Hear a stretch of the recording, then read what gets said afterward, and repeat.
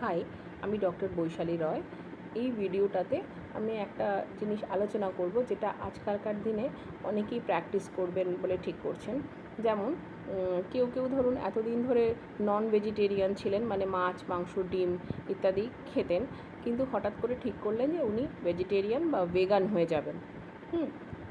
এইটা কিছু কিছু উপকারিতা রয়েছে, কিছু কিছু অপকারিতা রয়েছে। উপকারিতাটা কি, যে আপনার যদি ওয়েট বেশি হয়ে থাকে তাহলে ওয়েট কন্ট্রোল করতে কিন্তু এই অভ্যাস, মানে অর্থাৎ ভেজিটেরিয়ান বা ভেগান হয়ে যাওয়া আপনাদের উপকার করবে।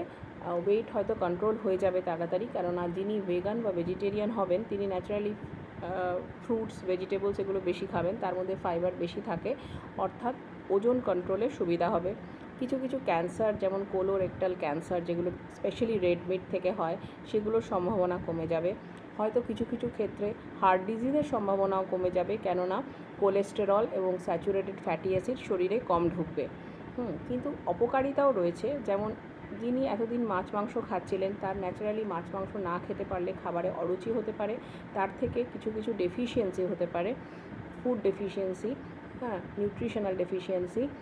তাছাড়াও খাবার হজম, যেহেতু এটা মোর ইন ফাইবার, এই যে ভেজিটেরিয়ান বা ভেগান ডায়েটটা, এটা কিন্তু হজম করা একটু শক্ত।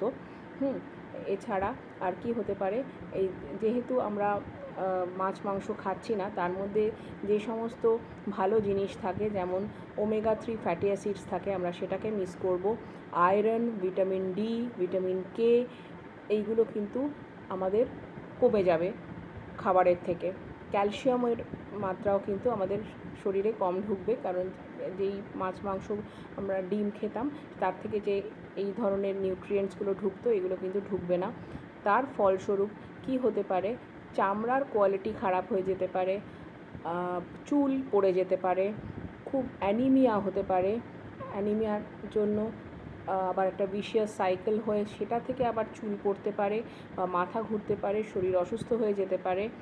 যাদের ক্যালসিয়ামের ডেফিসিয়েন্সি হবে তাদের কিন্তু হাতে পায়ে ব্যথা বা ব্রোকেন বোনস হওয়া, সামান্য আঘাতে বোনস ভেঙে যাচ্ছে, এরকম হতে পারে ইন দ্য লং রান। সুতরাং এই যে আপনার যে ট্রানজিশান, আপনি যদি মনে করেন হ্যাঁ আমি ভেজিটেরিয়ান বা ভেগান হব, হঠাৎ করে ট্রানজিশান করাটা কিন্তু একটু ডিফিকাল্ট।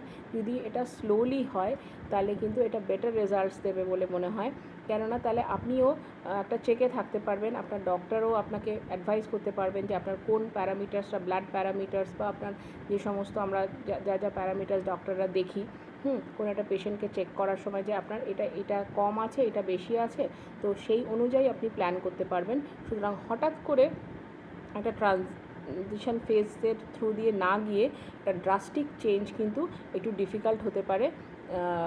আস্তে আস্তে এটা চেঞ্জ করা ভালো। হঠাৎ করে চেঞ্জটা করা কিন্তু খুব একটা উপকারীর কাজ হবে বলে মনে হচ্ছে না। Thank you.